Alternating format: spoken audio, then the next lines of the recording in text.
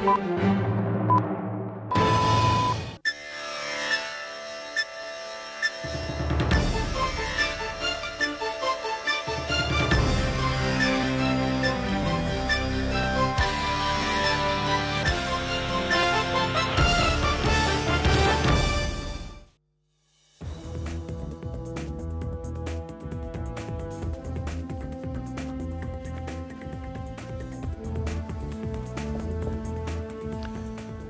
আলাইকুম প্রিয় দর্শক, আমি হাসিব মারজান আপনাদের সবাইকে আমন্ত্রণ জানাচ্ছি চ্যানেল আই সংবাদে।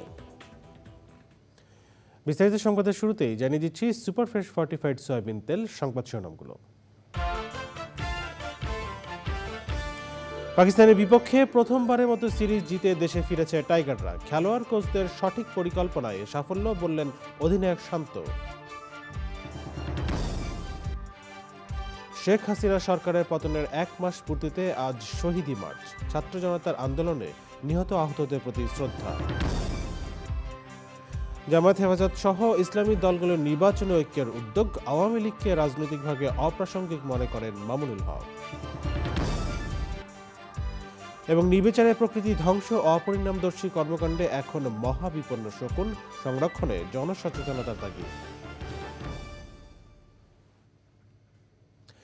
সংবাদ শিরোনাম জানাচ্ছিলাম। এখনকার সংবাদ আয়োজন একই সঙ্গে চ্যানেলের ইউটিউব চ্যানেল এবং চ্যানেলের ওটিটি প্ল্যাটফর্ম আইস্ক্রিনে লাইভ স্ট্রিম হচ্ছে। চলেছে বিস্তারিত সংবাদে।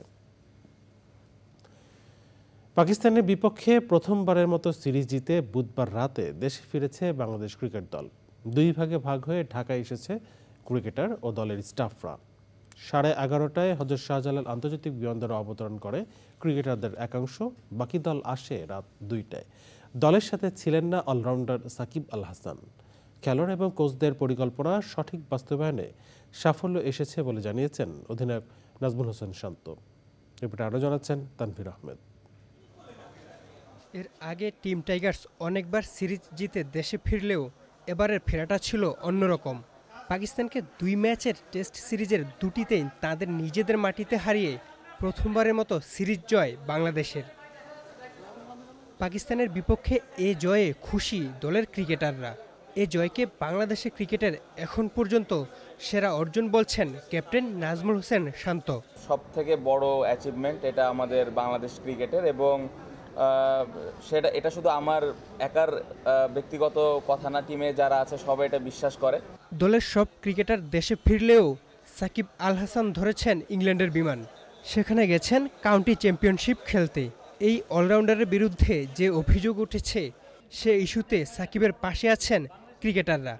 সাকিব ভাইয়ের বিষয়টা নিয়ে অবশ্যই এটা একটা ডিফারেন্ট বিষয়, বাট প্রত্যেকটা প্লেয়ার সাকিব ভাইয়ের পাশে আছেন, এবং এই বিষয়টা নিয়ে আমরা সবাই জানি সাকিব ভাই কতটুকু খেলার জন্য ডেডিকেটেড এবং খেলার জন্য কতটুকু পাগল, টিমের জন্য ভালো করার জন্য কতটুকু সবসময় টিমের জন্য খেলার জন্য চিন্তা ভাবনা করেই থাকেন। বাট হ্যাঁ, অবশ্যই যখন দেখা হবেন অবশ্যই এটা নিয়ে যদি কথা ওঠে, প্রত্যেকটা প্লেয়ার সাকিব ভাইয়ের পাশে আছে। পাকিস্তানের বিপক্ষে সিরিজ জয়ের আত্মবিশ্বাস আসন্ন ভারত সিরিজেও কাজে দিবে বলে জানিয়েছেন বাংলাদেশ অধিনায়ক। ইন্ডিয়া সিরিজ যেটা আপনি বললেন অবশ্যই কঠিন একটা সিরিজ, ওটার জন্য আমাদের নতুন করে আবার পরিকল্পনা করতে হবে, প্রিপারেশন নিতে হবে। সো এখন যে টিমের অবস্থা আছে অবশ্যই আমরা যদি আমাদের বেস্ট খেলাটা খেলতে পারি ওইখানে ভালো করা সম্ভব। ক্রিকেটাররা সিরিজ জিতে দেশে ফিরলেও বেশি দিন ছুটি পাবেন না। ভারত সিরিজকে সামনে রেখে আগামী সপ্তাহের মাঝামাঝিতে শুরু হবে অনুশীলন। ভারত সফরে 2টি টেস্ট ও 3টি টি-20 খেলবে বাংলাদেশ। 19 সেপ্টেম্বর শুরু হবে প্রথম test. Tanvir Ahmed, channel I, Dhaka. Sheikh Hasina সরকারের পতনের 1 মাস পূর্তিতে ছাত্র জনতার আন্দোলনে শহীদদের স্মরণে আজ শহীদি মার্চ কর্মসূচি ঘোষণা করেছে বৈষম্য বিরোধী ছাত্র আন্দোলন। সংবাদ সম্মেলনে এই ঘোষণা দেন বৈষম্য বিরোধী ছাত্র আন্দোলনের সমন্বয়ক সার্জিস আলম। সার্জিস বলেন, যারা বুলেটের সামনে বুক পেতে দিয়েছিল এখন তাদের স্মরণ করার সময়। আরও জানাচ্ছেন রিয়াজ ইসলাম। কর্মসূচি ও রূপরেখা নিয়ে ঢাকা বিশ্ববিদ্যালয়ের টিএসসিতে বৈষম্য বিরোধী ছাত্র আন্দোলনের সমন্বয়কদের সংবাদ সম্মেলনে নতুন কর্মসূচি দেন সমন্বয়করা। তারা জানান, 5ই আগস্ট শেখ হাসিনা সরকারের পতনের মাস পূর্তি উপলক্ষে শহীদদের স্মরণে শহীদি মার্চ হবে। আমার ওই যে আহত ভাইগুলো এখনো হাসপাতালের বিছানায় কাতরাচ্ছে।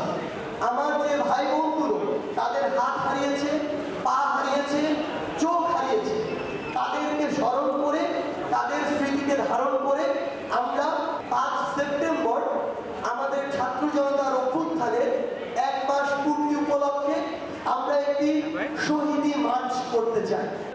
শুক্রবার থেকে সারা দেশের বিভাগীয় ও জেলা শহরে সফর কর্মসূচি ঘোষণা করেছে বৈষম্য বিরোধী ছাত্র আন্দোলনের সমন্বয়করা। সেপ্টেম্বর থেকে মূলত যে কর্মসূচি শুরু হবে সেটি হচ্ছে বিভাগীয় সফর এবং জেলা ভিত্তিক সফর। সেখানে আমরা বিভাগীয় ও জেলা পর্যায়ে যারা আমাদের সাথে বৈষম্য বিরোধী ছাত্র আন্দোলনে যোগ দিয়েছিলেন সকলের কথা শুনবো, সকলকে সুসংহত করার চেষ্টা করবো এবং সুনির্দিষ্ট কিছু দিক নির্দেশনা দেওয়ার চেষ্টা করবো। কিন্তু গত 16 বছরে এত লক্ষ কোটি দাস উৎপাদন করেছে, এখন আমাদের যুদ্ধটা কিন্তু এই দাসদের বিরুদ্ধে। এবং আপনাকে মাথায় রাখতে হবে, গত 16 বছরে বাংলাদেশ শুধু একটা প্রতিষ্ঠান অ্যাক্টিভ ছিল, আর অন্য কোনো প্রতিষ্ঠান কিন্তু অ্যাক্টিভ ছিল না, এবং সেটা শুধুমাত্র গণভবন। এখন আমাদেরকে গণভবন ছাড়া অন্যান্য যত প্রতিষ্ঠান রয়েছে সেগুলোকে আবার রিঅ্যাক্টিভেট করতে হচ্ছে, এবং সেটার জন্য সময় লাগবে, এবং আমরা জনগণের ভাষাটাকে রূপান্তর করছি এবং সেটা করতে থাকবো। বিকাল 3টায় ঢাকা বিশ্ববিদ্যালয়ের রাজু ভাস্কর্যের সামনে থেকে শহীদী মার্চ শুরু হয়ে সংসদ ভবন ঘুরে শহীদ মিনারে শেষ হবে। রিয়াজ ইসলাম, চ্যানেল আই, ঢাকা। আগামী নির্বাচনের জন্য জামায়াতে ইসলাম, ইসলামী আন্দোলন, হেফাজতে ইসলাম সহ ইসলামী দলগুলোকে নিয়ে বৃহৎ ঐক্য গঠনের কাজ চলছে বলে জানিয়েছেন বাংলাদেশ খেলাফত মজলিসের মহাসচিব ও হেফাজতে ইসলামের যুগ্ম মহাসচিব মাওলানা মোহাম্মদ মামুনুল হক। আগামী আওয়ামী লীগ 5ই আগস্টের পর বাংলাদেশে রাজনীতি করার প্রাসঙ্গিকতা হারিয়েছে বলে জানান তিনি। রিপোর্ট করছেন তাফিমুল ইসলাম। 5ই আগস্ট ছাত্র জনতার গণ অভ্যুত্থানে দেশের পট পরিবর্তনের পর ঘুরে দাঁড়াচ্ছে দেশের ইসলামী রাজনৈতিক দলগুলো। বর্তমান অন্তর্বর্তী সরকারকে পূর্ণ সহযোগিতা করার কথা বলছেন বাংলাদেশ খেলাফত মজলিস। দলের মহাসচিব মাওলানা মোহাম্মদ মামুনুল হক বলেছেন, রাষ্ট্র সংস্কারের উপর নির্ভর করছে আগামী নির্বাচন। যে যার যার মতামত তার যার জায়গায় থাকবে, কিন্তু যেই পয়েন্টগুলোতে, যেই বিষয়গুলোতে আমরা সকলে একমত, অন্তত সেই বিষয়গুলো ঐক্যবদ্ধভাবে বাস্তবায়নের চেষ্টা করা। বিরোধের জায়গায় থাকবে, আর ঐক্যের জায়গাগুলোতে আমরা একসাথে কাজ করব। এই ভিত্তিতেই আসলে মূলত জামায়াত ইসলাম সহ বিভিন্ন মতভেদী পক্ষগুলো মতৈক্যের মূল জায়গাগুলোকে বেস ধরে, এটাকে বুনিয়াদ ধরে একসাথে কাজ করার চিন্তা। এই ভিত্তিতে আমরা আসলে ঐক্যের চিন্তাটা করছি এবং চেষ্টা করছি। এদেশের রাজনীতিতে আওয়ামী লীগ প্রাসঙ্গিকতা হারিয়েছে মন্তব্য করে মামুনুল হক বলেন, পাখির মতো যারা মানুষ হত্যা করেছে এই প্রজন্ম তাদের আর গ্রহণ করবে না। মানুষের সাথে আওয়ামী লীগের যে আচরণ হয়েছে, আগস্ট বিপ্লবের পরে বাংলাদেশের রাজনীতিতে আওয়ামী লীগের প্রাসঙ্গিকতা খুবই ওইরকমই হওয়া উচিত, যেমনটা 1971 পরবর্তী সময়ে বাংলাদেশে মুসলিম লীগের রাজনীতি যা হয়েছে। মুসলিম লীগ 71 পূর্ববর্তী সময়ে ঠিক যেই আচরণ করেছে দেশের জনগণের সাথে, আওয়ামী লীগ 5ই আগস্টের বিপ্লব পূর্ববর্তী সময়ে তার চেয়ে আরও অনেক জঘন্য আচরণ করেছে। আওয়ামী লীগের রাজনীতি এই প্রজন্ম যতদিন বেঁচে আছে, এই গণহত্যা যারা দেখেছে, তারা কোনোদিন আওয়ামী লীগকে আর গ্রহণ করবে বলে আমার মনে হয় না। মামুনুল হক বলেন, অন্তর্বর্তী সরকার প্রয়োজনীয় সংস্কার করতে ব্যর্থ হলে এর মাসুল বিএনপিকে বেশি গুনতে হবে। তাফিমুল ইসলাম, চ্যানেল আই, ঢাকা। 3 দশক আগেও বাংলাদেশের প্রায় সর্বত্র শকুনের বিচরণ ছিল, তবে নির্বিচারে প্রকৃতি ধ্বংস সহ অপরিণামদর্শী কর্মকাণ্ডে সংখ্যা কমে বর্তমানে শকুন এখন মহাবিপন্ন পাখি। পরিবেশের ভারসাম্য রক্ষায় বিপন্নপ্রায় শকুন বাঁচাতে জনসচেতনতা প্রয়োজন। শকুন সংরক্ষণ নিয়ে আফরোজা হাসির রিপোর্ট।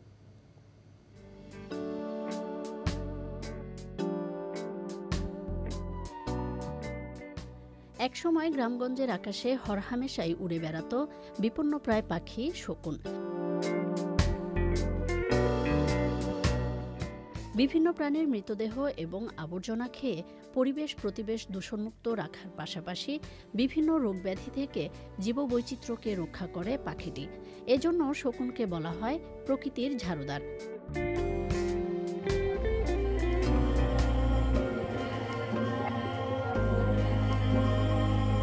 তবে নির্বিচারে প্রকৃতি ধ্বংসসহ মানবসৃষ্ট নানা কারণে কমে যাচ্ছে শকুনের সংখ্যা।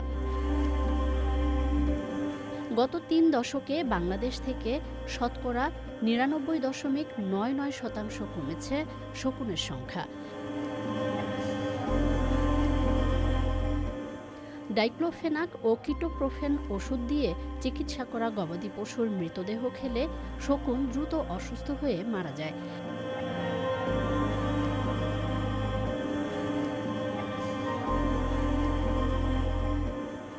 এজন্য মহাবিপন্ন শকুন সংরক্ষণে গবাদি পশুর চিকিৎসায় ডাইক্লোফেনাক ওষুধের ব্যবহার সম্পূর্ণ নিষিদ্ধকরণ, শকুন সংরক্ষণ কর্মপরিকল্পনা 2016-2025 প্রণয়ন, শকুন সংরক্ষণ কমিটি গঠন সহ বিভিন্ন গবেষণাও পরিচালনা করা হচ্ছে। বৃহত্তর সিলেট ও খুলনা অঞ্চলকে নিরাপদ এলাকা ঘোষণা সহ শকুন সংরক্ষণে সচেতনতা বাড়াতে প্রতি বছর সেপ্টেম্বর মাসের প্রথম শনিবার আন্তর্জাতিক শকুন সচেতনতা দিবস পালন করা হয়।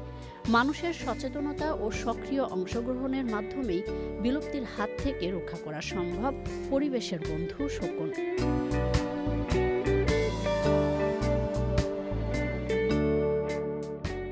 আফরোজা হাসি, প্রকৃতি ও জীবন ডেস্ক, চ্যানেল আই।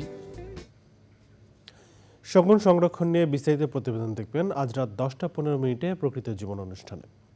বিমান বাংলাদেশ এয়ারলাইন্সের এমডি ও সিইও হিসাবে নিয়োগ পেলেন ডক্টর মোহাম্মদ শফিকুর রহমান।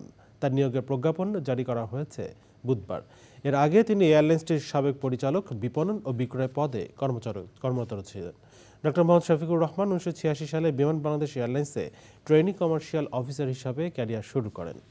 তিনি বিমান বাংলাদেশ এয়ারলাইন্সের পরিচালক প্রশাসন ও মানব সম্পদ, পরিচালক প্রকিউরমেন্ট অ্যান্ড লজিস্টিক্স সাপোর্ট এবং পরিচালক বিপণন ও বিক্রয় হিসেবে দায়িত্ব পালন করেছেন। দেখছেন চ্যানেলের সংবাদ। এ পর্যায়ে নিচ্ছি বিরতি, আর বিরতির পর জানিয়ে ফিরব। হাজারো মানুষকে বিনামূল্যে চিকিৎসা ওষুধ দিয়েছে সংগঠনটি।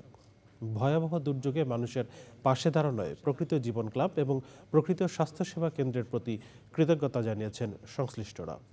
আফরোজা হাসির রিপোর্ট।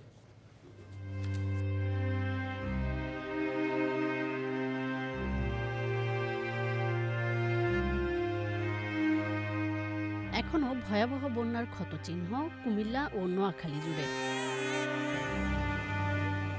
খাদ্যসহ নানা সংকটের সাথে লড়াই করছেন বন্যার্তরা। বন্যার পানি নামতে থাকলেও ঘরে ঘরে বাড়ছে জ্বর, ঠান্ডা, কাশি, নিউমোনিয়ার মতো পানিবাহিত রোগ। পর্যাপ্ত স্বাস্থ্যসেবা না থাকায় ভোগান্তিতে পড়েছেন দুর্গতরা। এই অবস্থায় দুর্গতদের দোরগোড়ায় চিকিৎসা সেবায় প্রকৃতি ও জীবন ক্লাব এবং প্রকৃতি ও জীবন স্বাস্থ্যসেবা কেন্দ্র। আপৎকালীন স্বাস্থ্যসেবার আওতায় শিশু, বৃদ্ধ সহ হাজারো মানুষ। নোয়াখালী, লক্ষ্মীপুর, কুমিল্লা, ফেনী এই সমস্ত জেলার মানুষদেরকে আমরা বিনামূল্যে চিকিৎসা সেবা ধারাবাহিকভাবে দিয়ে যাচ্ছি। বিভিন্ন দুর্গম অঞ্চলে গিয়ে নৌকায় করে, ট্রাকে করে, অনেক কষ্ট করে এই সেবা দিতে পেরে আমরা নিজেদেরকে অনেক ধন্য মনে করছি। বিনামূল্যের চিকিৎসা সেবা ও ওষুধ স্বস্তি দিচ্ছে বানভাসী জনপদে। আমার বাচ্চার পেটের সমস্যা, গ্যাসের সমস্যা, বুকের দুধ টানে না, পেট ফুলে থাকে। আজকে বিনামূল্যে চিকিৎসা পাইলাম, ওষুধ পাইলাম, আমার খুব উপকার হইল। মাথা ব্যথা করে, মানে খানার রুচি নেই। এলাকাবাসী সবাইকে ধন্যবাদ, আন্তরিক কৃতজ্ঞতা প্রকাশ করছি। বিনামূল্যে চিকিৎসা ওষুধ পেয়ে আমি খুব উপকৃত হলাম। সংগঠনটির মানবিক সহায়তা কার্যক্রমের প্রশংসা করেছেন স্থানীয়রা। এলাকাবাসীর পক্ষ থেকে প্রকৃত জীবন স্বাস্থ্যসেবা কেন্দ্রের যে মেডিকেল টিম, ওনাদেরকে ধন্যবাদ জানাচ্ছি এবং চ্যানেল আইকে ধন্যবাদ জানাচ্ছি আমাদের প্রত্যন্ত অঞ্চলে আমাদের এই মেডিকেল টিমটা আনার জন্য, এবং তাদের ম্যানেজমেন্ট এবং তাদের স্বাস্থ্যসেবার সকল কিছু সার্বিক দিক বিবেচনা করে আলহামদুলিল্লাহ এটা ছিল সবচেয়ে বেস্ট। আমরা তাদের প্রতি চিরকৃতজ্ঞ। যে কোনো দুর্যোগে ভবিষ্যতেও মানুষের পাশে থাকার প্রত্যয় জানিয়েছে প্রকৃতি ও জীবন ক্লাব এবং প্রকৃতি ও জীবন স্বাস্থ্যসেবা কেন্দ্র।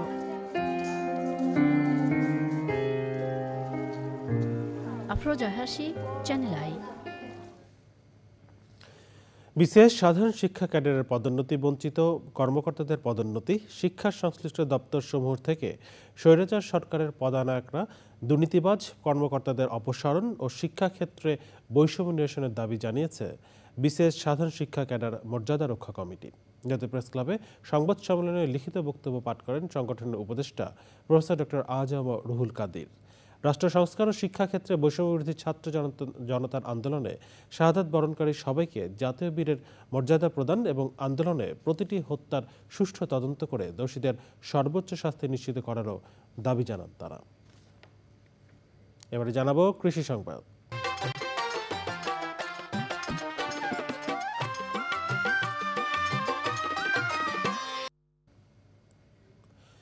আনারসের চাষ করে উৎপাদন খরচে উঠে আসছে না টাঙ্গাইল মধুপুরের চাষিদের। ব্যাপক লোকসানের মুখে পড়ে দিশেহারা তারা। অতিবৃষ্টি, দেশের অস্থিতিশীল পরিস্থিতি এবং বন্যাকে দায়ী করছেন কৃষক। টাঙ্গাইল থেকে বিস্তারিত জানাচ্ছেন মুসলিম উদ্দিন আহমেদ। চলতি মৌসুমে টাঙ্গাইলের মধুপুর গড় অঞ্চলে ৭,৭৭৩ হেক্টর জমিতে আনারস আবাদের লক্ষ্যমাত্রা ধরা হয়েছে, যেখান থেকে 2,87,601 মেট্রিক টন ফল আসবে। আনারস পাকার মৌসুমের শুরুতেই দেশব্যাপী অস্থিতিশীল পরিস্থিতি সৃষ্টি হওয়ায় পরিবহন চলাচল বন্ধ হয়ে যায়। অতিবৃষ্টির কারণে এবারের আনারসের মিষ্টিও কম হয়। এরপরেও বন্যার কারণে বিভিন্ন অঞ্চলে আনারস সরবরাহ বন্ধ হয়ে যায়। এই আনারসটা 12, 14, 15 টাকা আমরা ব্যস্ত আছি, কিন্তু 3টে আমার এইখান থেকে খরচ, মানে 2 টাকা নেওয়া, 1 টাকা ভাঙা। তা আমার কথা হলো যে আমরা যেভাবে আসলে বাজার যেভাবে জটকে পড়ছে, এভাবে আমরা কৃষক মানে হাল ধরতে পারবো না। 20 টাকা, 30 টাকা, 40 টাকা, হ্যাঁ ফলটা এবার দাম নাই, এই দামটা পাইতেছে না কেউই, এবারে অনেক দাম কম। মধুপুরের সবচেয়ে বড় আনারসের বাজার জলছত্র ও গারো বাজারে কৃষক আনারস নিয়ে ঘন্টার পর ঘন্টা দাঁড়িয়ে থেকেও পাচ্ছেন না পাইকার। এর চাইতে ছোট ছোট আনারস আমরা 70 টাকা পিছু দিচ্ছি। 100 আনারস 70 টাকা করে পড়ছে, 60,000 টাকা। আর এই বছর তার চেয়ে 3 ডবল ফল বড়, 18 টাকা, 15 টাকা, 22 টাকা, 20 টাকা। খুব কষ্ট হয়ে যায়। গৃহস্থ ভাই খুব লস, এবারকার বাজারে ভাই একদম শেষ, মানে যা খরচ হয়েছে তা উঠতেছে না, বাজার একদম কম। প্রতি ফলে 20 টাকা করে লস দিয়ে ফল মানে আনারস বিক্রি করতেছি আমরা। কৃষকদের দীর্ঘদিনের দাবি টাঙ্গাইলে একটি ফল প্রক্রিয়াজাতকরণ কারখানা নির্মাণের। টাঙ্গাইলের মধুপুর থেকে মুসলিম উদ্দিন আহমেদ, চ্যানেল আই। এখন দেখবেন প্রকৃতি সংবাদ।